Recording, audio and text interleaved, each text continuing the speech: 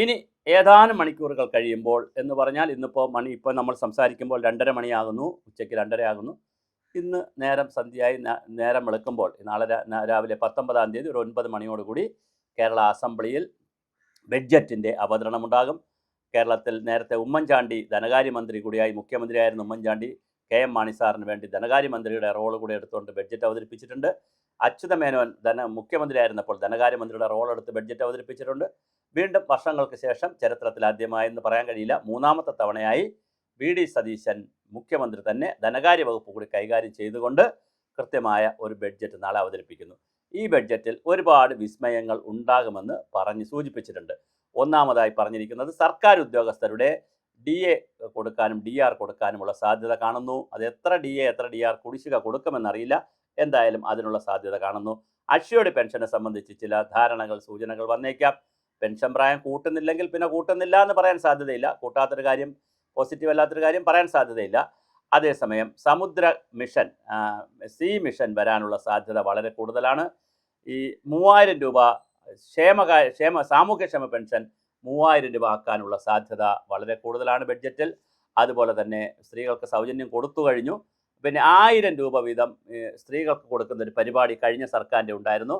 അത് മരവിപ്പിച്ചല്ല, അതിപ്പോൾ കൊടുക്കുന്നില്ല.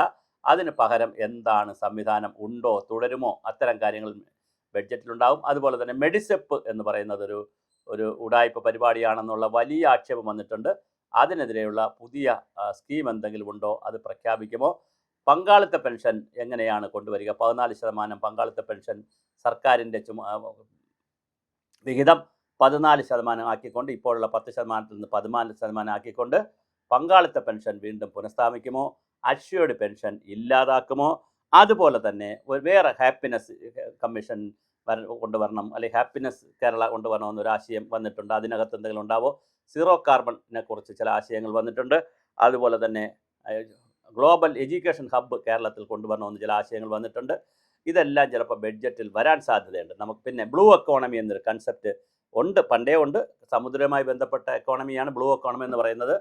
പിന്നെ ബ്ലൂ റെവല്യൂഷനൊക്കെ ഉണ്ട്. സമുദ്ര ഉൽപ്പന്നങ്ങളുടെ കയറ്റുമതിയും സമുദ്ര ജലാശയത്തിൻ്റെ യാത്രയും സമുദ്ര ഗതാഗതവും ഒക്കെ ചേർന്ന് വരുന്നതാണ് ബ്ലൂ എക്കോണമി. അപ്പോൾ ബ്ലൂ എക്കോണമി, വാട്ടർ എന്നുള്ള കൺസെപ്റ്റിലാണ് ഒരു നീല വിപ്ലവം അല്ലെങ്കിൽ നീല സമ്പത്ത് വ്യവസ്ഥ, ബ്ലൂ എക്കോണമിയെ ഡെവലപ്പ് ചെയ്യാൻ സാധ്യതയുണ്ട്. അതുപോലെ തന്നെ സിൽവർ എക്കോണമി, അതായത് ഈ ഏറ്റവും പ്രായം ഉള്ള സീനിയർ സിറ്റിസൻ്റെ ഉൾപ്പെടെയുള്ള കാര്യങ്ങൾ മനസ്സിലാക്കിക്കൊണ്ടുള്ള ഒരു സിൽവർ എക്കോണമിയെക്കുറിച്ച് ചിന്തിക്കുന്നു. അങ്ങനെ വളരെ വ്യത്യസ്തമായിട്ടുള്ള നിരവധി കാര്യങ്ങൾ ഇതിനകത്തുണ്ടാകും. ഇനി ആശാ വർക്കേഴ്സിന് പൈസ കൂടുമോ, അംഗനവാടിക്കാർക്ക് കൂടും, എല്ലാ വിഭാഗം ജനങ്ങളും പ്രതീക്ഷയോടെ കാണുന്ന ഒരു ബഡ്ജറ്റാണ്. ഒരുപാട് കരുതലും കാരുണ്യമൊക്കെ ഉണ്ടാകുമെന്നാണ് തോന്നുന്നത്. അതുപോലെ തന്നെ വൻകിട പദ്ധതികളെ സംബന്ധിച്ചും റെയിൽ കോറിഡോറിനെ സംബന്ധിച്ച്, തിരുവനന്തപുരം മെട്രോ റെയിലിനെ സംബന്ധിച്ച്, കോഴിക്കോട് മെട്രോ റെയിലിനെ സംബന്ധിച്ചൊക്കെ പുതിയ വാഗ്ദാനങ്ങൾ ഉണ്ടാകുമോ? എന്താണ് ബഡ്ജറ്റിൽ അവസാന മിനുക്ക് പണികളിൽ വച്ചിരിക്കുന്ന ആ ചെപ്പിനകത്തുള്ള, അല്ലെങ്കിൽ VD സതീശൻ അവതരിപ്പിക്കുന്ന വിസ്മയച്ചെപ്പിനകത്തുള്ള വിസ്മയങ്ങൾ എന്തൊക്കെയാണെന്ന് നമുക്ക് അറിയാൻ എല്ലാവർക്കും താല്പര്യമുണ്ടാകും. നാളെ ഈ സമയമൊക്കെ ആകുമ്പോൾ കൃത്യം നമുക്ക് അതിൻ്റെ ഡോക്യുമെൻ്റ് ഉൾപ്പെടെ കയ്യിൽ കിട്ടാനുള്ള എല്ലാ സാധ്യതയുമുണ്ട്. അപ്പോൾ നമുക്ക് വിശദമായി ഓരോ മേഖലയായിട്ട് നോക്കാം. എന്തായാലും വളരെ ഗൗരവമുള്ള ഒരു ബഡ്ജറ്റായിരിക്കും ഇപ്രാവശ്യം വരുന്നതെന്നും എന്താണ്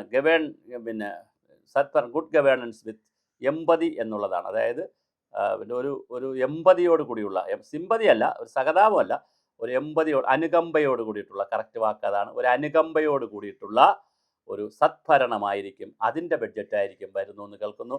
ഇപ്പോൾ തന്നെ ഓപ്പറേഷൻ തൂഫാൻ, ഓപ്പറേഷൻ ഭക്ഷ്യസുരക്ഷ തുടക്കം, അതുപോലെ തന്നെ വിവിധ വകുപ്പുകൾ, വിജിലൻസിൻ്റെ പ്രവർത്തനങ്ങൾ, ധാരാളം പ്രവർത്തനങ്ങൾ ഇപ്പോൾ തന്നെ തുടങ്ങി വച്ചിട്ടുണ്ട്.